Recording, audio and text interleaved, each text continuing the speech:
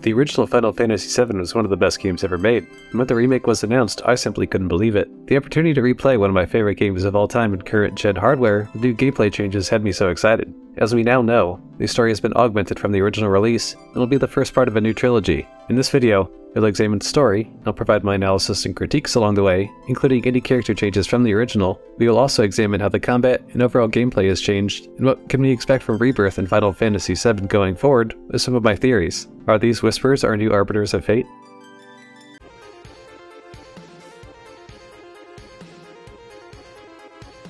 Our story opens with our hero arriving at the train station with a mysterious group of people. The group takes out the soldiers, and we're introduced to a short how-to on the game's new combat system, but more on that later in the video.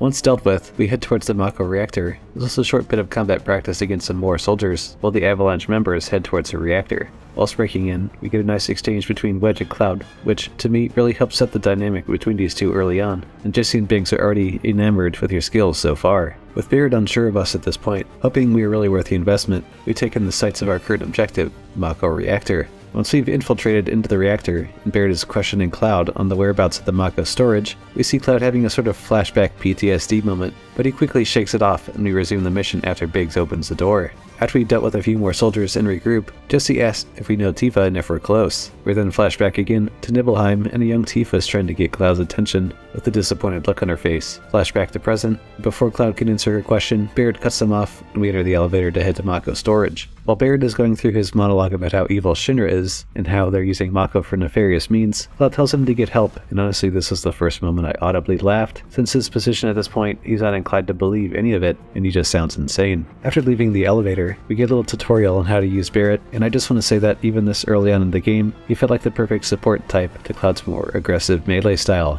We can now switch seamlessly between the two for a more streamlined experience. After we navigate through a timed laser defense system, we fight our first little mini-boss, the Shinra Sweeper. It's weak to thunder, but honestly, it was just fun beating the shit out of it with focus thrust and braver attacks until it was defeated. Baird is already impressed and asks if we are in our 20s, and Cloud says soldiers don't go to 20 and he's first class. Pretty funny as he's totally oblivious to the question and having a sense of humor. Finally, at the reactor core, Baird has us plant the charges and set a time limit of our choosing. As we start to set the charges, we see Cloud start to have another shell shock moment, and a black feather falls to the floor and vanishes. Wait, there is no way Sephiroth can be here with us, can he? After Cloud refocuses, we get our first real battle with the Scorpion Sentinel. It's weak to thunder and it is a 4-stage fight. I would suggest using guarding instead of rolling, since it attacks quickly and will give you enough time to counter in between the gaps. In the second phase, it covers itself in a barrier and you need to focus your attacks on the target field generator behind it, and after enough damage is taken, it begins to use the tail laser, which is devastating, but easy enough to avoid as long as you hide behind the debris. In the final phase, you'll be able to attack the legs and get it to drop, and really lay on the heavy attacks until it's defeated. This fight to me felt way more fleshed out and better than the original, but that could also be my recency bias talking here.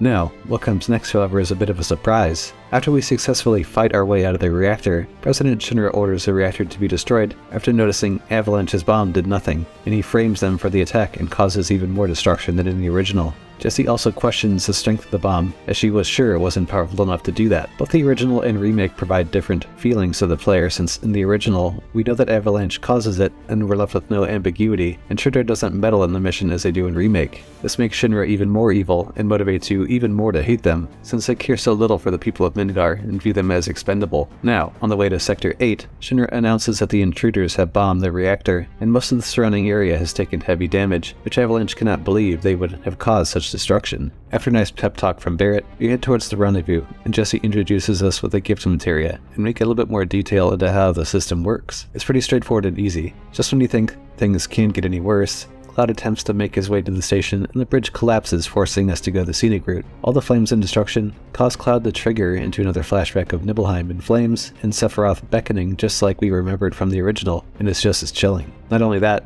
but as Cloud turns around, Sephiroth is right there behind you. But is this actually real? Are we hallucinating again? Cloud's PTSD is going crazy as we stumble back to an alley following Sephiroth. If you recall, during Crisis Core, Cloud supposedly killed Sephiroth, and in this scene we simply cannot believe our eyes. claims Sephiroth is dead, who toys with Cloud asking if he is. Sephiroth remembers the events quite well and asks Cloud for a favor. He wants him to help save the planet and harkens back to destroying Nibelheim and Cloud's mother further toying with his emotions in his already fragile state. He tells Cloud to live and to run away, which only upsets him more, and he goes on to attack Sephiroth as he vanishes. Now, this whole scene did not exist in the original Final Fantasy VII, as our first meeting with Sephiroth wasn't until Calm in a flashback. I know this change has upset some in the community, but my take is this: I actually think that it makes Sephiroth more mysterious and brooding than before, and at this point in the story, we don't yet know of his motives other than to save the planet, and he needs Cloud to help him. It really helps bring a different aura to an already great villain. Once we get to Loveless Street, we run into a girl with flowers who is flustered by something. Sephiroth again appears and taunts Cloud, saying he is too weak and can't even save himself. This commotion causes the flower girl to check on us, give us a flower, and we get our first choice of the game. I'm a gentleman, so I asked how much. Cloud tells her he's involved in some dangerous things, and she should keep her distance. The flower girl is again bothered by something, and as we're touched, we see that she's being attacked by a group of spirits. All the attention attracts some soldiers, and the flower girl is able to run away, being chased by these spirits. We then have to battle through a couple waves of soldiers in Sector 8 before being confronted and cornered by various Shinra enemy types. We also fight another new type called the Huntsman. Therein is hard, and you really just need to keep on guarding and use magic and items to stagger them, and use Braver and Punisher mode to lay down some big damage until they're defeated. Cloud is able to successfully escape onto the train and meets up with Avalanche, who thinks Cloud didn't make it. Cloud makes a grand entrance and asks if they've ever had to deal with an invisible enemy before, and he only saw them after the flower girl was grabbed by him. Clearly unsure of his request, Avalanche seems to think Shinra may have something to do with it. As we blend into the train to avoid suspicion, Jessie still hasn't come to grips that her explosive device could cause that much damage. She tries to pass the blame to the invisible enemies, but ultimately decides to take the blame onto herself. In the next car, a group of Shinra employees are gossiping that Avalanche caused the reactor to blow and tried to kill the president. Barrett feels that the message was sent to let people know that Shinra is bleeding the planet and they're basically on the wrong side of history. Once Barrett has calmed down a bit, we meet Jessie, who gives us a rundown of Midgar and the plates and where we're going to next. Barrett gives Cloud another rundown of exactly what the Mako extraction does to the planet before we arrive, and tells Cloud he just can't leave. Both he and Avalanche are fighting for the little guy who can't help themselves. And so, we arrive at Sector 7 train station and enjoy our victory before we go and meet Tifa, who we haven't seen in some time at this point. As we head to meet up with Tifa, we have a brief interaction with the citizen who isn't too keen on Avalanche's actions, and feels like Shinra's helping more than hurting. Even now, as Cloud looks upon the Shinra pillar, he again suffers another debilitating hallucination, and the ghosts pop up behind the citizen who thinks he's tweaking. These ghosts now are also influencing which direction they want Cloud to go. We are already planning on going there anyways, so it seems our fate may be predetermined. Once we get to 7th Heaven, Tifa's there to meet up with us and take notes of the rare flower that we have. Cloud indicates that it has been 5 years since they've seen each other. Timeline-wise, Crisis Core took place 7 years beforehand, so this makes you wonder. While we await the next mission, we hear a strange sound in the room next to us. As Cloud investigates, we see Sephiroth is there waiting for him. But how is this real? Is he dreaming? Cloud is attacked by Sephiroth, and before he can strike, Tifa stops him and Cloud snaps from his delusion, and as he's touched, we're shown a vision of several hooded figures walking in a desolate region, only seeing reunion, but of what? Will someone from the past come back to haunt us? What lies ahead? After we've agreed to help Tifa out for some money, we also get introduced to how the shops work and eventually get to do some side quests, but to be honest, I really only did a few since they weren't really super engaging to me. Once we choose to advance the story, we are now tasked with saving the loudmouth Johnny, before he slips in regards to Avalanche's whereabouts. After a quick battle with some soldiers, we head back to 7th Heaven and share a drink with Tifa before the team arrives and we learn about our next mission. We even had a little fun playing darts in the interim, which is a nice little distraction when things get crazy. After Jessie breaks the news that they're moving on without you, we now get confronted by some thugs who are looking to get information from Cloud, but he isn't a snitch. After a quick beatdown, we head back for some rest and are surprised to see Jessie waiting for us at the apartment. She requests that we meet her at the Sector 7 plate to help her with a personal matter, and afterwards we get the Ifrit materia and how to use it. At the start of Chapter 4, we meet with Jessie, Biggs, and Wedge and find out that we're going to the Shinra warehouse to steal some explosives. Jessie's still coping with how she messed up, and the warehouse has a lighter blasting agent to use. The section also provides us with some fun motorcycle combat, where you get to fight some Shinra soldiers and blast rays to utilize your short and long-range sword attacks. Once we get out of the tunnel, we are introduced to one of the new characters in the remake, Roche. He's a soldier operative, and is so over the top he really adds a new layer to this part of the story. The first part of this boss battle, he's on the bike and shoots a series of projectiles at which you need to avoid with a counter and a long-range attack. He also gets up close and slashes with an electrical sword strike and will lay another electrical attack that does an area of effect when he goes to the sides.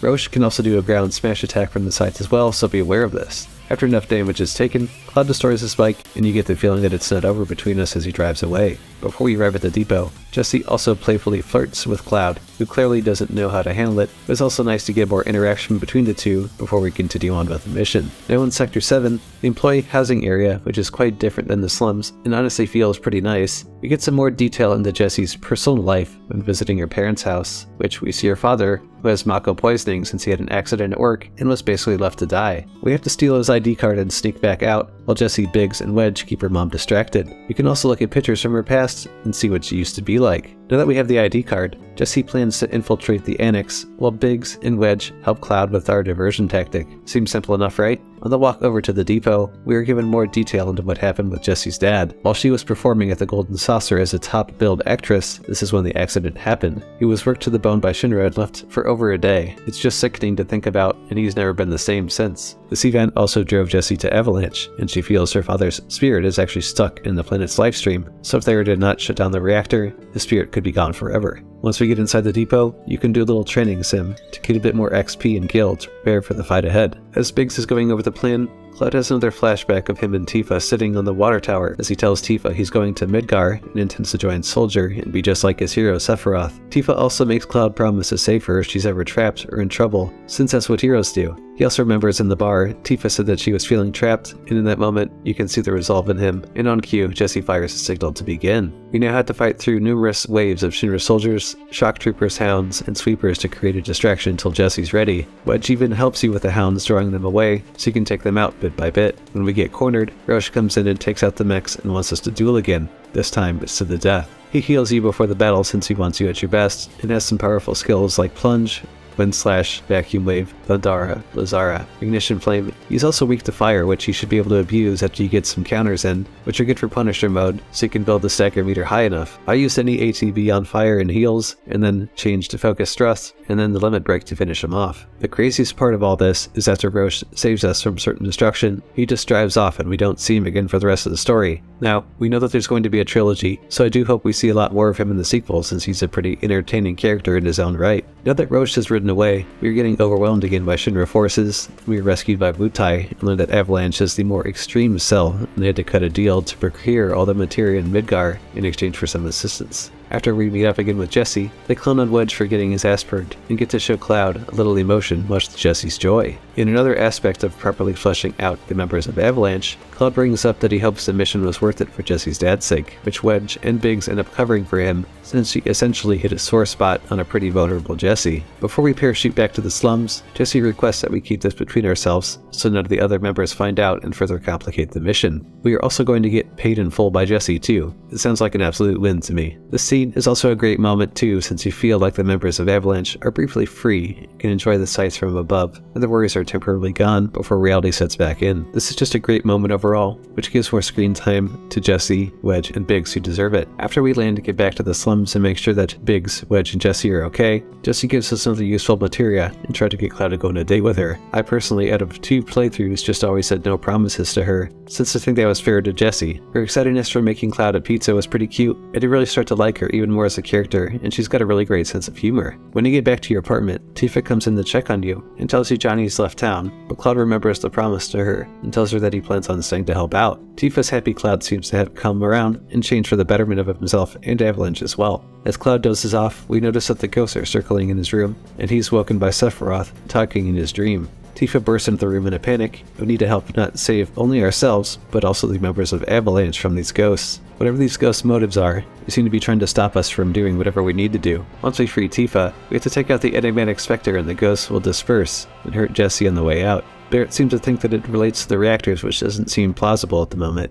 With Jessie out of action, Barrett now has to rely on Cloud for the next mission. With Wedge staying back to look after Jessie and Marlene, Cloud, Tifa, and Barrett head to Reactor 5. Before we get to that though, I want to make a point that these ghosts are clearly influencing what they want Cloud to do, but who or what controls them at this point is not known. While on the train, Barrett runs through the plan to blow up the reactor and all is agreed. Tifa's taken back by what's transpired and didn't think word of Avalanche's actions would have gotten out so fast. Barrett, understanding the risks, goes on ahead. Tifa asks Cloud to check on Barrett to make sure he's not causing any trouble, which, of course he is and struck up a conversation with a Shinra employee and almost gets into a fight before Cloud steps in to stop him. Now, as you might expect, we don't get to our expected destination and our fake IDs are no good. We are ambushed by several slug rays and have to quickly take them out before time runs out, otherwise the train locks down and it's game over. Overwhelmed, Cloud, Tifa, and Barret had to jump the train and take another route to the reactor. As we fight our way down the tunnel, we are being watched by Heidegger and Shinra. He seems to be somewhat pleased we have escaped, and it looks like Shinra has Barret in custody. Thereafter, we see Barret fighting off some slug rays and have to bail him out while Heidegger is scheming up his next challenge for us, which is expected to be ready by the time we get to the reactor.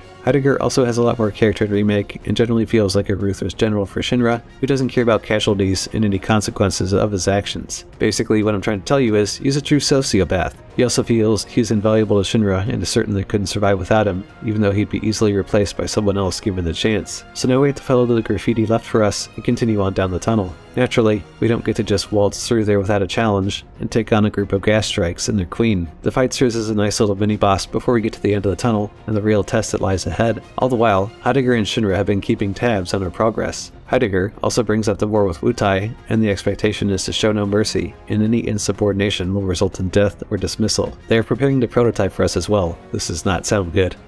After battling through another subset of soldiers and sentries, we arrive at our next boss battle, and it's a doozy. The prototype is also known as the Crab Warden. This boss packs a punch and has a number of attacks like Missile Barrage, Flamethrower, Wildfire, and Charge, but it's weak to electric. The key here is to focus on its legs and cripple it. This will increase the stagger gauge, allowing for maximum damage. After enough damage is done, the generator gets exposed and you'll need to focus your attacks using Thunder or Thundara, and hide behind the crates to avoid the missile strikes. Once it enters Phase 2, it'll summon 3 slug rays, but by this point, you should be able to just summon Ifrit to help you support while you take out the slug rays and use Radiant Plume on the generator. After the second stagger, Crag Warden will enter Phase 3. Now that the psychs are gone, you'll be able to target the left and the right auxiliary parts. Mainly watch out for the surge attack, and once the pilot is exposed, just focus everything on it until it's defeated. All in all, it was a pretty satisfying boss to defeat. Heidegger, physically pissed off from the defeat, is informed of an anomaly during the test. But what does this mean? Are they referring to Cloud? President Shinra seeks an update as well, and Heidegger plans to investigate this anomaly. The scene ends with him doing a really cheesy laugh, but hey, it fits his personality. As we start Chapter 6, we finally find the reactor area and basically have to shut down each section of lights before we can advance before we get to Reactor 5. There are sections E, F, G, and H that we'll need to traverse as well. So now we'll have to go to each section and shut down each lamp before the gate to the reactor opens. If I'm honest, this was probably my least favorite section of the game because it felt a little too drawn out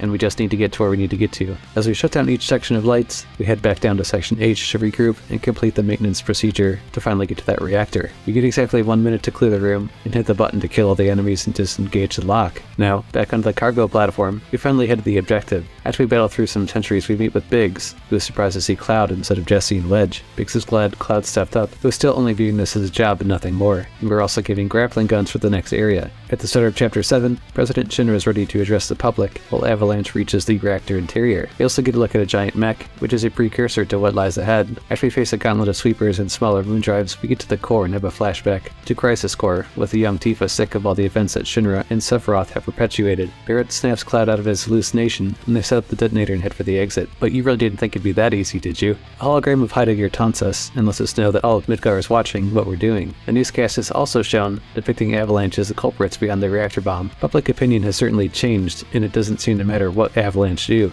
We also find out who the next boss is in the Airbuster. Leading up to this battle, you can disable certain parts of the mech using keycards. I focused on the big bomber since it's the biggest damage attack. Before the fight begins, President Shinra notices Cloud is a former soldier and notes that the common cause of death is cellular degradation, and a callback to Crisis Core. Barret does a monologue on how corrupt and harmful Shinra is. He's unfazed and sends the Airbuster in, after finally talking a whole bunch of shit. The Airbuster, since it's a mech, is weak to electric and uses Big Bomber as its ability. The whole first phase I would recommend spamming Thunder attacks to build your stagger gauge, and use Barret's Steel Skin ability so he takes damage for Cloud and Tifa. Phase 2, it gets a Tank Buster Beam attack, which you'll need to go on either side to avoid it. Again, concentrate the Thunder attacks and heals and keep everyone topped off. Its arms also detach and fire beams, so use Thunder on those and heal until another stagger, and then you'll reach Phase 3. It will go outside the platform, so use Barret's guns and magic attacks until it comes back and lay into it. After you've defeated it, the platform is destroyed and Cloud falls into the abyss, while Barret and Tifa escape.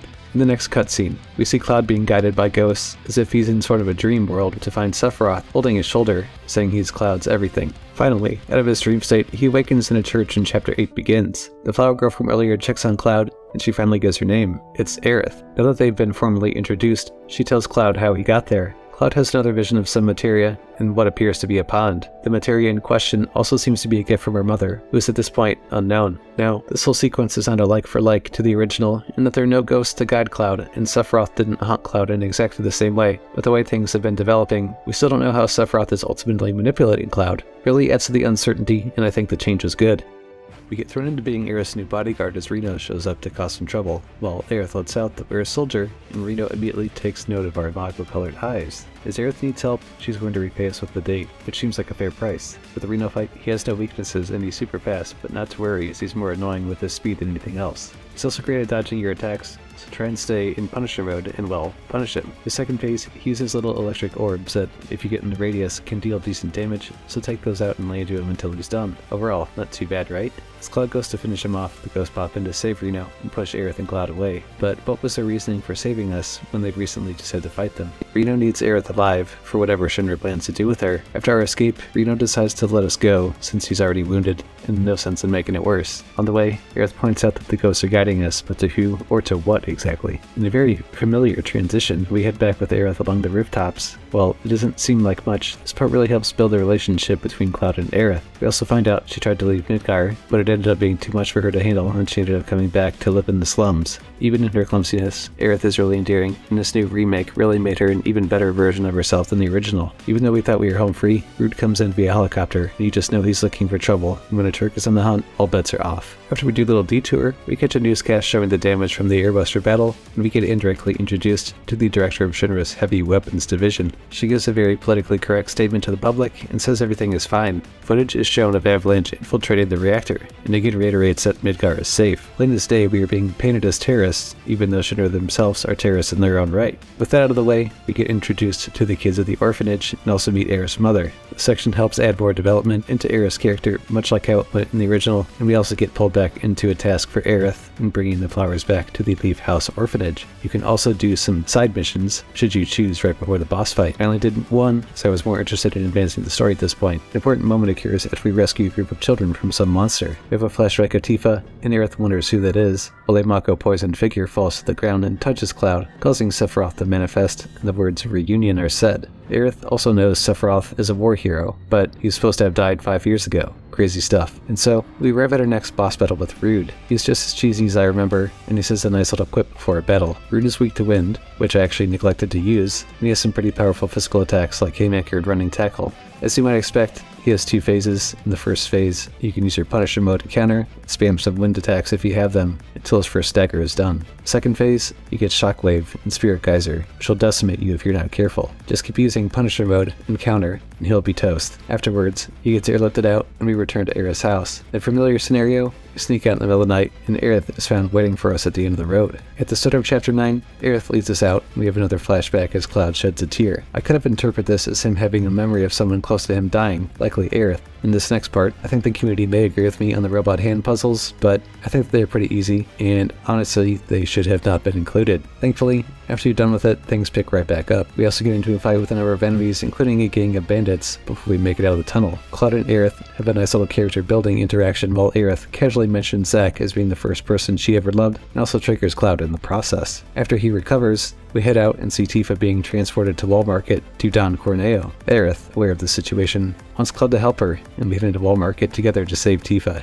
Here we also get a look at the remade Wall Market, which is certainly an improvement on the original, and it's full of vibrancy and life. And so, we make our way to Don Corneo's to figure out a way to rescue Tifa. Unfortunately, we can just waltz in and save her, and we have to do a series of tasks for the trio. We first have to play a game with Sam, which is rigged of course, and we're on our way to the next trial. We also need to get favors out of the way for Andrea, Rodeo, and Madame M. Cloud has to get tortured by M before his favor is given, and Aerith will also get a makeover for the trouble. We also have to fight one of the more notable bosses in the game, in Hell House. Even we haven't gotten all the favors, we have no choice but to run the gauntlet. Each battle gets progressively harder, and you get to use all the skills you've learned to this point, allowing you to stay sharp for the final battle. We also get more development with the trio, and shows they certainly have some history together. Rodea is clearly impressed, and you wonder what he has planned after this. Hell House itself is just as challenging of a fight as you remember, and if you haven't played the original, it's the hardest fight to date. It rotates his weaknesses to ice, fire and wind, so you need to experiment and build the stagger meter, and it doesn't take much physical damage either. When it goes to the ceiling, dodge or block the chairs and use magic from a distance. Phase 2, it loses its physical resistance, but gains elemental, so basically just stay healed and block or dodge, and counter heavy and use summons. Phase 3, it becomes God House, and is a combo of the previous 2 phases, and switches back to standard form. Play smart, stay healed, and it'll be over soon. Honestly, it's a relief that that's over. We get a nice little scene with Cloud and Aerith celebrating, and afterwards they finally meet Rodeo. But first, we get the dance. I thought this part was actually really funny and a nice addition to the game, and it wasn't hard either. Cloud isn't too sure about all this, but hey, it's for Tifa, so it's worth it. Cloud has some serious moves as well. I wonder if they taught him how to dance soldier. Andrea asks us to keep up,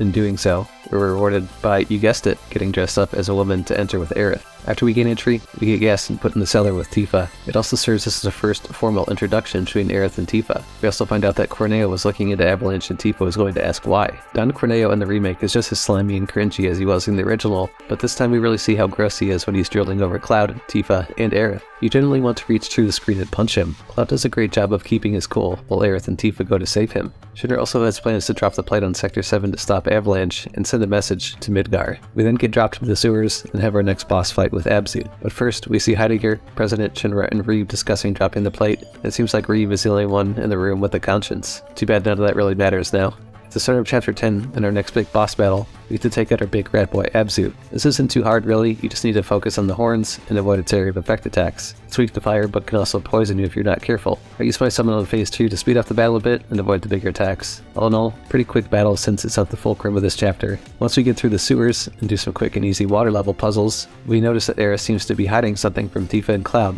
but why not just tell us? We can't really worry about that now. As we come to the end of the sewers, we do another simple puzzle with Tifa and Aerith, which then causes us to get overrun by the enemy and the start of Chapter 11. Truth be told, Chapter 11 is where things really start to pick up. Rude and Reno are on their way to presumably proceed with President Shinra's orders and are having a moment of self-doubt. I thought this was interesting since at this point the only person with a soul that works for Shinra was Reeve, and it's nice to see the Turks at least wondering if it's worth it. Things get a little spooky as we advance through and strange drawings appear on the ground. Yep, this place is definitely haunted. It seems that these ghosts are guiding us, but they don't seem to be the same from earlier, and almost playful in a way. After a moment of reflection and some bonding with Aerith and Tifa, we head into the maintenance facility to have some battles with some ghosts. We also nearly get smashed by a falling train before making it to the boss of this section. Once you turn on the power to the station, the Ghoul manifests itself, and if you don't remember them from the original, that's okay because it wasn't in the original to my knowledge. The fight itself is really quite easy, and if you spam it with fire attacks and hit it with physical attacks when it's not in its corporeal form, you'll get it to the first stagger. Phase 2, it becomes enraged and will throw balefire attacks and flurry attacks, like Smart when it lifts the objects in the room and attack when you have an opening.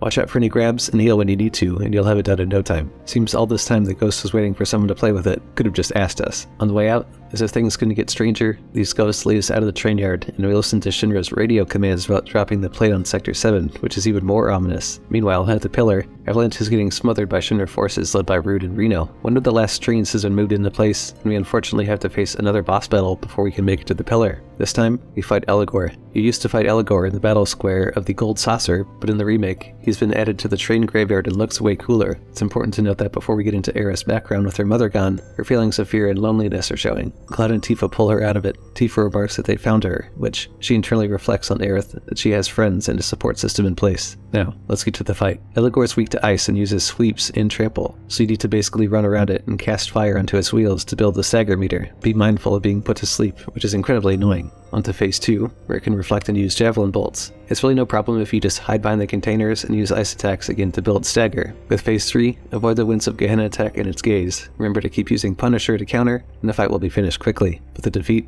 it looks like the ghosts are finally free as well, and have returned to the live stream. With that out of the way, we see Avalanche getting their shit handed to them by Shinra at the pillar from afar, while the group does their best to stop the advance, but it's not going so well and they've already suffered casualties. However, unlike the original, we are stopped by the ghosts again, we're going to have to push our way through. This adds a nice suspense element to the sequence, and a bit of uncertainty with them suddenly leaving us to get to the top of the pillar. With Wedge already injured, Cloud meets Biggs halfway up the pillar who is already wounded. An important note from this is that he's telling Cloud the future is in his hands. An important bit of foreshadowing there. With Reno and Rude now pressuring Cloud, Tifa comes to our aid and asks Aerith to go save Marlene before it's too late. I like that this moment provided another bonding moment between Tifa and Aerith after what they'd all been through in the train graveyard. We get a little subquest out of the way too. taking control of Aerith to see how chaotic Sector 7 is, and has become every man for himself. As Aerith carries a child to safety, you really feel the tension. Once Aerith gets to 7th Heaven to rescue Marlene, something unusual happens. As Marlene hugs Aerith, the screen gets fuzzy like when Cloud touched Aerith, you could see the ghosts. My thinking is, Marlene may be descended from the Ancients, but we can't confirm or deny that yet. Just when we think we'll be able to make her escape, Song arrives and cuts a deal with Aerith in return for Marlene's safety. With Tifa now caught up with Cloud, we see the ghost circling Jessie as she fends off Shinra, but in the form of self-sacrifice. Even in her last breath, she still blames herself for the bombs and views this as karma for her actions. I really appreciated Jessie so much for in the remake, and she had way more personality to her character that just wasn't there for me in the original, and you feel like you lost a friend with Tifa crying, and Cloud barely holding it together. With both Cloud and Tifa now pissed off and ready to fight, we prepare for our next boss battle, where we fight both Reno and Rude. With Reno, hold the new Lightfoot attack, and you'll be able to dodge and punish with melee or magic. He isn't weak to anything but wind, and uses a cheap grab attack and a triple shot. Keep the pressure until you stagger and Rude will swap in. I just used Barret for distance attacks and healed the party, and when the pyramid containment was dropped, I focused all my attacks into it, entering phase 2 of the battle with Reno and Root. This might sound daunting, but it's actually not bad. If you use Wind on Root and pressure him, you'll stagger quickly, allowing you to lay down heavy damage, and use Punisher mode on Reno to counter his attacks like you did in Chapter 8, and this fight is over before you know it. Sadly, our efforts are for naught, and they're able to trigger the plate to collapse and get to escape with the help of these ghosts again. Song also has been watching and has Aerith hostage, and we find out that Aerith is one of the Ancients, which only Cloud seems to question at the time. But anyway, it's time to get the hell out of here. Tifa, Cloud, and Barret escape as Sector 7 is decimated by the explosion and subsequent plate collapse as President Shinra looks on smugly, and Kay Sith, who we don't even see after this, is shocked at the carnage unfolding. It really is disgusting the lengths Shinra will go to achieve their goals. Chapter 13 opens with us trying to pick up the pieces from what just happened, and there's no words to describe the level of destruction that we witness. Finding Barret, who's dealing with the possible death of his daughter, as well really drives this. With Cloud's reassurance that she's safe, we head to Aerith's house to see if she's alive. We also get some more detail on the Ancients from Barret, which triggers a flashback of Sephiroth claiming that he's of ancient blood, and that he's owed the planet by birthright. He again continues messing with Cloud's mind, and we still don't know the levels at which he will go to achieve his goals. Lose station or not, Sephiroth intends to manipulate Cloud in any way possible. Knowing Marlene is now safe at Aerith's house, Elmira gives us some background on Aerith being the last known living ancient, and she is not her mother, and how she found her and raised her after her mother's passing. Another cool development when Aerith was a child was her ability to look into the life stream, so to speak, and know that her husband had passed and brought her closure. Song and Shinra also believed that she has the ability to take them to the Promised Land. There's no proof that she can do this either, and it's all blind loyalty. Even with Elmira asking us not to go, we know that we have to get to Shinra HQ and save her before it's too late. Before we can get there though, we have to go through the now leveled Sector 7 and help anybody we can while seeing the wreckage of 7th Heaven. Wedge's cat also takes us to another new part in the remake in the underground test site. We use Barret here to bulldoze our way through some obstacles and enemies to beat up with Tifa, who's fighting off some flying enemies before we get to Wedge. You didn't think the rescue would go that smoothly though, did you? Now we have to fight off hordes of unknown entities with Tifa and Barret, and the mini-boss, the failed experiment. The failed experiment was actually super easy. All I did was just take out the smaller enemies and use magic attacks like Blizzard to build the stagger gauge, and then switch back to Barret to lay supporting fire until it cleared phase 1. In phase 2, it flung out electrified enemies, so basically I saved up a limit break for max damage and lay into it and healed until it's dead. We also get a glimpse at what Shinra was doing in this lab, and we're experimenting on regular people, which is sickening on top of their other crimes. After a flashback to Cloud's own experimentation, the ghosts don't want us to see anymore and curious out of the lab, but for what reason? No time to worry about it now with Wedge being secured. We are left to think about Jessie and Big's fate, and it's assumed that they are dead at this point. Now, back at Aerith's house on the evening of our departure to Shinra, Tifa is ruining the loss of her friends, her business, and everything she cares about in her life. I love the scene because it shows the soft side of Tifa, and further helps build her relationship with Cloud as well. There isn't any question at this point the severity of what Shinra has done. Cloud also drops the tough guy act and gives Tifa a hug and support. I really felt for this next part as a parent, with Marlene asking Barret why he had to go, and it pulled at my heartstrings because no one wants to leave your child behind. The path ahead is simply too dangerous, and she'll be safe with Elmira. It's also hard to explain for him why he has to go, but in order for justice to be served, you have to stop the bad people out there, and he's doing it for everyone, not just himself. And so, we continue our search, but not before we run into a newer character in Remake in Kairi, who is claiming Wu Tai are calling the shots and not Avalanche, and sowing discord in the community. She seems to be like an influencer of sorts, but we really don't see her again after this. Once we get back to Corneo's, he's gone, and we talk to Leslie about getting topside, which he agrees to help, only after we help him first in dealing with Corneo. For him, it's a personal matter. So this whole sequence is kind of pointless for me chasing after the baby Abzu until we caught it and killed it, but it did give us a little bit more motive as to why Leslie hates Corneo at the loss of his fiancée. With Corneo coming out of hiding, foolishly tries to kill the gangster, which fails miserably, and Avalanche comes to his rescue, and we get to fight Abzu one last time while Corneo runs away. The fight this time is nearly the same as the other, only that there are shouts you need to watch out for, and they can be used to build your ATB bar to use magic attacks like Fear on the Horn. This will cause the stagger gauge to build while you use melee and support from afar. After dealing enough damage, it will jump on the sides and use poison flooding, so go ahead and avoid that and summon Ifrit when it's time to close out the fight once and for all. But it was nice learning that the memento given to him by his fiancée was a symbol of reunion and a recurring theme in this game, so it certainly fit thematically. I'm sure we'll see more of him in the next game with a much better arc. Once we head topside, we begin chapter 15 where things really begin to pick up again. We have to save Aerith and stop Shinra. No problem, right? If you haven't already bought superior weapons, accessories, or materia, you need to because it's going to get a lot harder from here. You're going to run into a whole slew of new enemies, from Drakes to Shinra soldiers, and use your grappling gun to get to each new section. You also see just how bad Sector 7 looks as you stop and overlook an absolutely demolished area. Take a moment here and understand just how many died, and for absolutely no reason at all. As bad as it was in the original, the remake really conveys it so much better in every aspect. Now, once you get to the top of the structure, as if it wasn't hard enough already, now we have to fight the boss for this chapter, the Valkyrie. The first part you'll need to keep behind the structures and use lightning attacks and zone from distance with Barret. After it's been staggered, the stage switches to a more confined area and gains a few stronger attacks like Fire Wheel and Bombardment and Drill Drive. These are all fairly easy to avoid if you play smart and use Cloud's magic to hit its weaknesses and Punisher to counter, since it's physical. During Phase 3, it will get access to Limiter Overdrive. Go ahead and avoid these strikes and use Thundaga, and once it's staggered, go all out to finish off the fight. Now that you're warmed up, the start of Chapter 16 is iconic, with Cloud looking at Shinra HQ, pondering what lies ahead, and hoping to put an end to their transgressions against Midgar. You have to fight our way up the main building from the garage, and you arrive at the main lobby, with surprisingly no one there. We also get to navigate a small section with Tifa to get the keycard to use the elevator. I don't really have a lot to say about this section other than it was kind of unnecessary, but I digress. You take the elevator to the 59th floor to get a few surprises along the way, and it shows how the Shinra employees feel about the situation. We also get a look at the Shinra heavy weapons facility and their experiments on materia. Scarlet, like most executives at Shinra, is totally heartless and lets her employees die and cares little of the consequences of the experiments. Unfortunately for Avalanche, they can't just waltz right in and are forced to tour each of Shinra's tourist areas before getting access to the next. Reeve is also shown dealing with the aftermath from the plate drop and is definitely conflicted, and this is further proven in the executive board meeting as he's trying to rebuild with the plan, and no one seems to really care about the people or the damage that they caused. I will say that U-Touring definitely fleshed out how Shinra works way better than the original,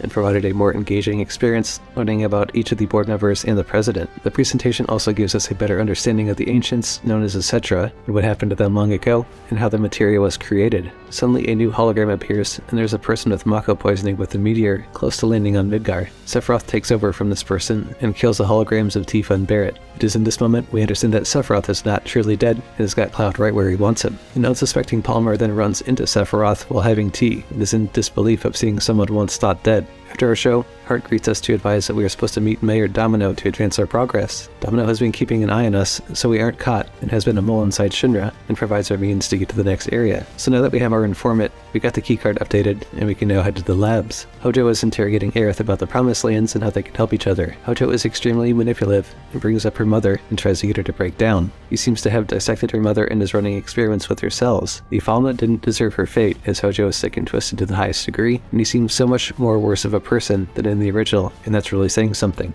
Meanwhile, everything seems business as usual at Shinra, and you can barely tell a plate fell. This puts Tifa at ease, since there is an expectation of panic, and we really don't see that, calming in a strange way. So, now that we have found our contact, we are put to the test in the battle simulator, and once we pass all the trials, we are given the keycard with access to the labs. You can also talk to Chadley, and buy any materia and take any additional challenges to level up the assessed materia for more summon battles, should you choose. Just when you think you're home free, some soldiers come up to Cloud and bring up his past, which triggers Cloud to have another flashback, which we don't get to see, but it was most likely some of the events that transpired during Crisis Core. Next, we see Heidegger and President Shinra discussing the smear campaign of Avalanche, and have also painted the Wutai as co-conspirators. Wutai themselves have not made a statement, which is probably wise, since Shinra have captured the minds of the public. We don't get to hear about Palmer's message yet, so we need to get to Aerith and stick to the plan. But first, a little recon from the bathroom. Cloud is able to get through the air ducts and listen in on the board meeting, and we hear Palmer going on about how he saw him, and no one really seems to believe him, and whoever they are will be dealt with. Reeve also gives an update on Sector 7, which no one seems to give a shit about either. They also have no plans to rebuild either, which is deranged in its own right since they're in possession of the Ancient. Shinra plans to create a new Neo Midgar with Mako-powered cities, which also gets the update that Aerith, while not as strong as her mother, can achieve their goals with proper experimentation experimentations done to her. Scarlet is even okay with torturing her if need be. Seriously, all these people belong in an asylum. Shinra doesn't want to make the same mistake twice, so we can assume that he means Sephiroth here. Hojo even wants to force her to reproduce. Hojo mentions using S and G types, and he doesn't care if Aerith is raped so long as it's the right specimen. With all these revelations, we need to act quickly and has decided to follow Hojo to his lab to get Aerith. On the way to his lab, Hojo is talking about a face-to-face meeting and how he can torture Aerith. In fact, he's enjoying all of this way too much to my liking. Once we finally confront Hojo, he monologues about how he's going to show Aerith our dead bodies and unleashes the specimen H0512, which is also our next boss battle, and one of the cooler fights from the original game. What sucks about this boss is that it isn't weak to anything, and you'll have to get a little creative. Take out the OPT surrounding it, and focus on attacking the claw and avoiding its poison. Use Punisher mode when you can, and avoid the grab attack, which also heals the boss. After enough damage, it'll drain the tank nearby, and it will evolve, as well as the OPTs. Keep attacking his claw until you get a full pressure gauge, and lay into it. Watch her Mako expulsion as it slows in poisons, and continue attacking the claw until it evolves the final time. Nothing changes. Keep attacking the claw with fire and repeat until victory. While not a super hard fight, I love the remake version since it felt way more intense than the original, but that could be a recency bias talking here. Once we get to the next floor, Hojo shit talks us from his safe room, and we have to fight off some soldiers, and much to my surprise, when Hojo starts bringing up Cloud's past, the ghosts show up out of nowhere and carry Hojo off somewhere else. Why would these ghosts care if Cloud knows about his past? Would this ruin what Sephiroth has planned for him? With Aerith now rescued, we also see another experiment escape, but we don't get much interaction yet, and we're off to find Hojo again. But first, we encounter this feral creature in the hallway, and Aerith is able to ease its pain, and the fact that it talks is jarring to Tifa and to Barret. It goes by Red 13, and in the original is one of my favorite characters, so I'm glad to see him at this point. What comes next is wild. Cloud begins to have visions of Jenova, as if he can sense it in the next area and is being drawn towards it. Cloud mentioning Mother makes me feel as though Sephiroth is triggering these hallucinations to throw Cloud off the task. The Turks also have a existential crisis on their hands when Song reminds them that all they have done is take from the world, and the planet is due to give back soon. Really ominous. Chapter 17 opens with Cloud awakening in Aerith's old room in Shinra HQ, and learning more about her past and how she coped. She also finally comes clean about being a descendant of the Ancients, who are also known as Cetra. Erlent is finally clued in on Shinra's plan to use her to get to the Promised Land, but she doesn't yet possess the power to take them there. Ghosts arrive as Barret mentions attacking Shinra, and we now know that they are called Whispers, and known as Arbiters of Fate. They are drawn to those who wish to change their destiny. Aerith provided this information to Red 13 as well when she reached out to him. Aerith also loses part of herself every encounter with these Whispers. When Tifa pulls her out of the trap of Whispers, we then see Domino and Wedge together, and we find out that HQ has led an attack on Shinra, and this is our opportunity to get the hell out. One important thing to note is on our way down the elevator, Cloud catches a glimpse of a black feather falling to the ground. You know what that means. Once we get to the restricted area, we catch a glimpse of Jenova, and Cloud starts flashing back to the events of Crisis Core, and Sephiroth reclaiming his mother. Sephiroth appears before Avalanche after Tifa touches Cloud, and everyone is in shock since he was believed to be dead. Sephiroth doesn't want Cloud to deny him, but to embrace him, which is such a badass thing to say in that situation. Cloud then attacks and is cast aside easily while Hojo is enjoying all this from his safe space. Once Cloud recovers from the fall, we need to regroup with the team,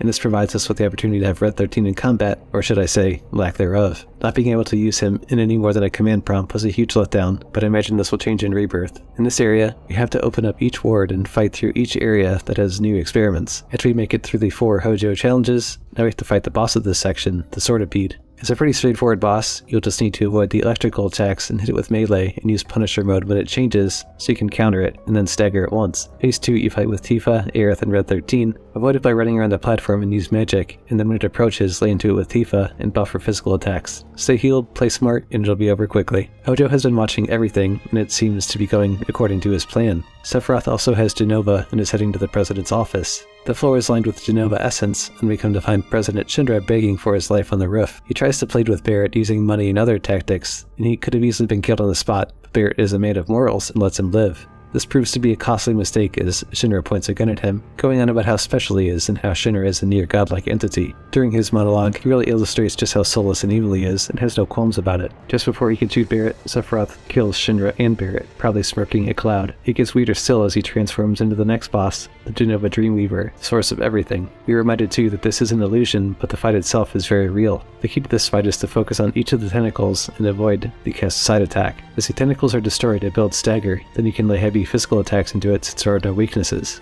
Continue using this strategy with Tentacle Regrowth and avoid the Quietude attack and get ready for Phase 2. During this phase, you'll need to attack all the tentacles again before the timer runs out, or you'll get hit with a mega damage attack and waste ATP on healing instead of attacking. Pressure gauge fills as you destroy the tentacles, and you'll get another chance for heavy damage in other Phase 3. This is no different than the other 2 phases, so you can cast heavy elemental spells if you don't destroy the tentacles properly, but it is also open for physical damage after you take out the first 2 tentacles. Go all in on Jenova, and it'll be over quickly. We then see it was not the true Sephiroth, but it is a possessed Mako experiment, as it is carried away by Sephiroth while Barret is thankfully revived, since he was protected by a whisper. In another twist, as Cloud catches up to Sephiroth, it wasn't actually him either. Notice yet another experiment protecting another experiment. Makes sense? Not really? Cool. As Avalanche escapes, Cloud stays behind to fight the next boss, Rufus Shinra. This battle is honestly more of using Punisher mode to counter him and punishing when there's an opening. And to start, you should use the same strategy on Darkstar too until he's eliminated, which will allow Rufus to stagger much quicker and lay heavy attacks. Phase 2 Rufus will attack much quicker, and you'll need to time those punishes when he's in reload with Braver and Chakra, and he'll be toast. He escapes afterwards, and promises a new Shinra for the future. Just when you thought the fun was over, Barret and Aerith have their own problems to deal with, and have to take on the Arsenal mech by themselves, with Cloud and Tifa tied up. This one is challenging because it has so many different attacks, and they all hit hard. For the first phase of the fight, focus on attacking the barrier drones and destroying them, while avoiding damage from the boss's attacks, and use healing and buffing. Don't use any damaging limit breaks here, or in Phase 2. During its homing laser and discharge attacks, stay behind cover, and the same applies for its primary fire attack. Attack the drone since you'll have cover and wear it down until it reaches Phase 2. It is now weak to all 4 elemental spells, so spam those and heal to avoid the charge attack best you can, and switch it up so it doesn't build resistances. At Phase 3, it destroys the pillars, and you're really going to have to put your strongest magic like Thundara on it, and avoid its pulse cannon, and use your summon to supplement your offense. On Phase 4, it will use Cry Havoc, and you only have 2 chances to finish it off or you're going to die. On the first shot of Cry Havoc, it can be avoided behind a pillar, then afterwards put your limit breaks and anything strong into it, and turn it into a junk heap.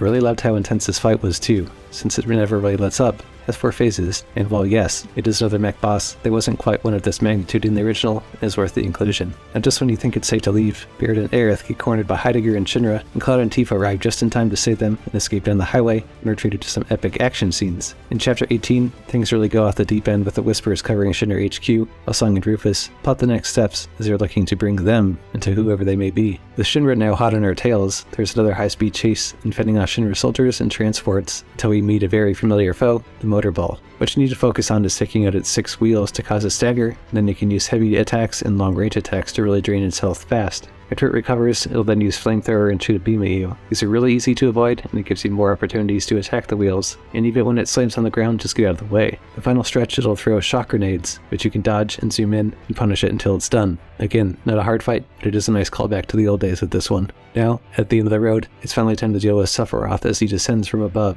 and he says some really profound things, like, "Those with clouded eyes see nothing but shadows," and Aerith tells him that he's wrong. He views every person in this world as bound to Jenova, and if the world should end, so will everyone else. What's also crazy about this is Whispers disperse around Sephiroth and creates a sort of time slip, and brings us back to the end of Crisis Core, with Zack overlooking Midgar, and brings about a familiar scene. However, the Whispers are now intertwined into this timeline too, be it in the past or a different Zack altogether. I thought this was a really nice touch, since I love Crisis Core and this alludes to something unforeseen. Sephiroth then opens a portal and beckons us to follow him. We are at Destiny's crossroads now, and begs the question, do we have what it takes to change our fate, or will Sephiroth succeed in destroying the planet? There's only one way to find out. Crossing over to the other side, we immediately get swept away by a Whisper NATO, high above Midgar, and face our second to last boss, the Whisper Harbinger. Given this didn't exist in the original, it's a whole new experience and is quite a challenge. This is a 5-phase boss battle, and it starts off by attacking the Red Rum using Punisher mode, and block its attacks to build ADP, and use Barret and Tifa in a healing and support role. After enough damage, Correction is cast, and the arena gets changed, and you'll take some damage before moving on to Phase 2. Phase 2 is the same concept. Just focus on one of them and keep the party healed while avoiding Indomitable, and you'll be on to the next phase. Phase 3, you face a single Whisper, who is buffed up, but also again the same concept. Once they are staggered, use the strongest attacks until the HP is 0, and will also hurt the Harbinger. As the Whisper Rebrum is defeated,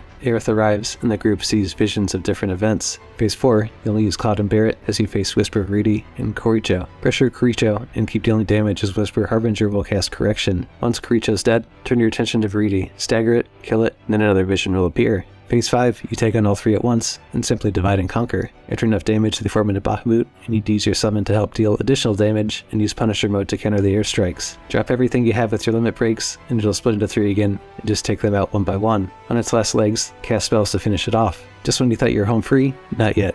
Sephiroth appears out of a big fucking meteor like the badass he is, and the way the music changes before the fight gave me chills. Then, he goes ahead and throws a whole building at us too. What a way to start the final boss battle. With the new one-winged angel theme playing, it got me amped and ready to finally finish this. Sephiroth is a menace and hits super hard, so start off with Punisher mode and counter his fury strikes and heal when you can. I used chakra and kept the pressure on him to build up his stagger. He also uses an onslaught attack, which you can't counter, so go ahead and dodge that. Once the first full stagger is done, he changes the arena, and you get a random team member. Watch for the Hell's Gate and Nero attacks, so keep using the same tactics as before, and stage 3 will begin. This one is fun, because he gets high-powered elemental spells, and absorbs whatever element he's using, and is weak to the opposite. Once he casts Firewall, switch up between numbers, and he'll change focus, allowing you to attack. Use Cloud for Punisher mode for optimal damage, and he'll also cast lightning spells, and use Octo Slash, so be ready to revive whoever gets knocked out. Once his health is low enough, he uses Shadow Flare, Boundless Void, and Heartless Angel. These are extremely devastating, so call your most powerful summon, and avoid the orbs from Shadow Flare. Void uses gravity to pull you in, so roll out of the way and keep healed up. Heartless Angel is his second most powerful attack, and if you stay on the outside of the ring,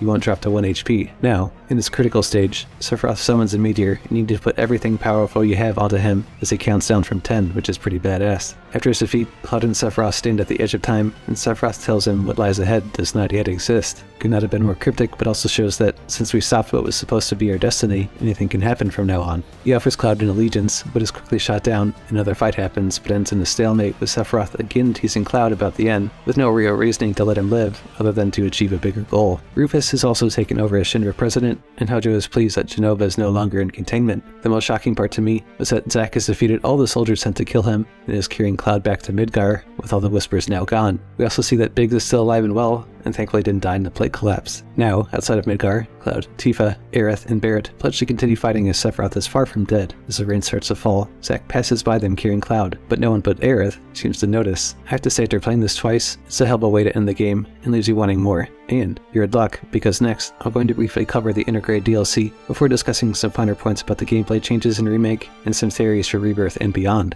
The Intergrade DLC shows us the path taken by Yuffie Kisaragi as she meets with the Cell of Avalanche that isn't quite as extreme as the one led by Barret. Now, I need to tell you the worst part of this DLC is that it's only 2 chapters, and it only took me about 8 hours to complete, so not exactly worth the $20. The combat is different from the base game, in that Yuffie feels super fast and has a good balance of physical skills and magic abilities. There will be more of that in the next section of the video. The new member, Sonan Kusakabe, offers staff combat and the ability to synergize with Yuffie for higher powered attacks, which is also super fun to use. If you remember Fort Condor, it has also been redone and is super fun to play and earned some rewards too.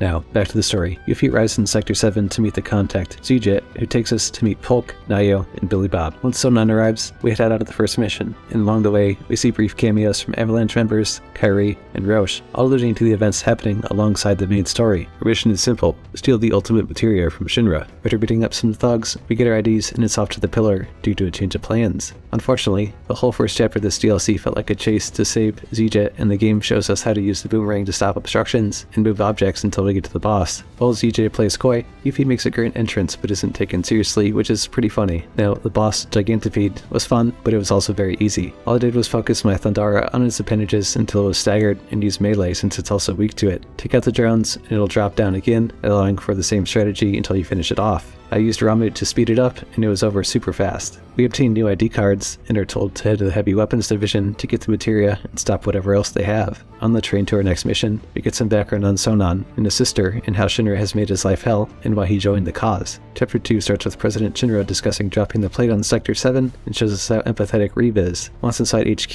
we are in an elevator with Scarlet, who openly talks about Wutai and Avalanche colluding to overthrow Shinra, and is wise to who we are, and you need to fight your way out of containment. Scarlet now has us go through a series of challenges that we pre-select. Before that, we have to scale the reactor and activate it, and grasp a useful materia, and play the Boxbuster minigame just for fun. Scarlet's challenges themselves go from easy in the beginning to hard, in which you are the test subject. All this leads to a battle with Scarlet herself and her mech. The mech is weak to lightning, and Scarlet is weak to fire. Take out the sentries on the side, and use ATV on magic to hit the weaknesses and stagger her. After enough damage, she gets Mako cannons, which can be easily dodged, and at this point, I summoned Ramut and went to town. After the summon has been spent, cast all fire-based spells on Scarlet to finish her off. After the battle cutscene, you see Weiss and Nero and Deep Ground being summoned, and very ominously showing what's next for us. After we take down some Deep Ground soldiers, we get locked into battle sim with the Diabolic creation. The strategy is simple. Attack the creation, and after enough damage is done, the projector appears. Use your limit breaks and raw mode if you can, and it'll go way faster. Once this fight is over, shit really gets real. You exit the room and find soldiers being drained of life and vaporized by Nero, our final boss. He's a monster boss and isn't weak to anything, so use Barrier and Haste if you can, and use whatever else works best in the moment. Keep it ranged and use Ninjutsu, and after enough damage he hits phase 2 where he goes berserk, where it's way more confined. Watch for the dark attacks, and use the same attacks as before. In phase 3, he'll use a shift attack in which you'll need to dodge and keep Sonon healed, and then quickly counter when he switches to the other attacks. You can also drain the health of both players, so Magnify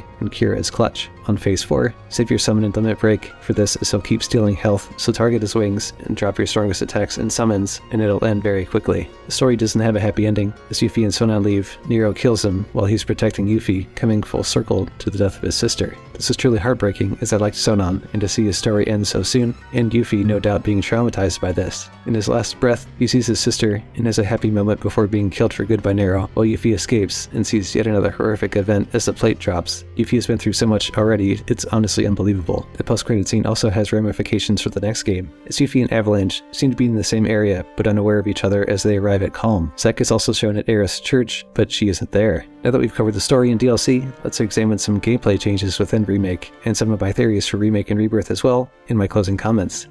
In this section of the video, I'll be examining changes from the original from a gameplay perspective. First, we need to talk about the elephant in the room, the graphics. Square has done a fantastic job modernizing and bringing life to some of my favorite characters in gaming. Needless to say, the original has not aged well, and they've really freshened up the experience, and Midgar's just so engaging and vibrant now. The combat is also a nice mix of action RPG and ATB used from the original. You build your ATB bar by stringing attacks together, and then you can select a stronger attack like Braver, or use the spells, which can be adjusted for potency very easily. It doesn't feel too hack and slash, while also providing an element of strategy, which I loved. You can also switch between each party member smoothly, and personally it was super fun kicking the shit out of enemies with Tifa. I really hope they keep this tactical menu the same in Rebirth as well. The weapons and upgrade system are also super streamlined and easy to use. You can upgrade your weapons after earning SP from defeating enemies, and using those SP points to get applied to each weapon's core, which allow for stronger attacks and magic usage, as well as expanded materia. My only qualm is I wish that we could have just a few more weapons added for Cloud, but overall,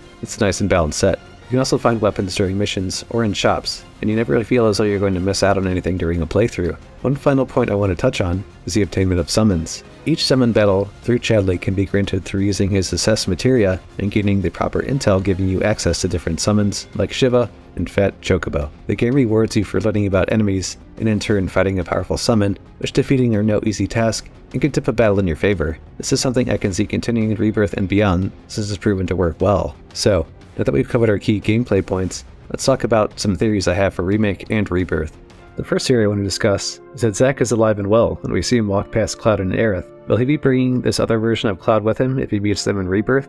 I think given that there are two Clouds, there are two Sephiroths, and we may even be able to play as Zack in Cloud in a good version of Sephiroth in the next game. Another thing that's not been made clear is if the events of Advent Children and Dirge of Cerberus even exist now. The Whispers did change fate after all, and I do think that there's a suspicion that we'll see Vincent in the next game, but at what capacity it's unclear. I just need to have Vincent in the next game as soon as possible. My next theory is that Aerith knows way more than is let on, especially when we're on the highway. She appears to understand what's going on, and I wonder if she has the ability to reach out into the livestream and warn others of the past of future events to prepare. I also think Sephiroth has the ability as well. Think along the lines of a multiverse is where my mind is at with this. My final theory is this. As we know in the original, Aerith dies, but assuming that there are two Clouds, will this other Cloud be killed by Sephiroth while Aerith lives? And will Cloud's memories be affected further if another version of himself dies? The possibilities could be endless. You know, I never really thought I would say this myself, but Final Fantasy VII Remake has, in my opinion, outdone the original in every aspect except the story since it's unfinished. It is rare that a game which I already considered to be one of the greatest ever made, and then improve on it, is something really incredible. Square have given the blueprint to all the other developers on how to remake a game. I'm not saying it's a perfect remake either, since no game is perfect, but I can't wait to see what's in store for us with Rebirth and beyond, and I hope you guys are ready too. That'll conclude my analysis on Final Fantasy VII Remake, so if you enjoyed the video, please like and subscribe and I'll catch you in the next video. Snar Soldier 17 out.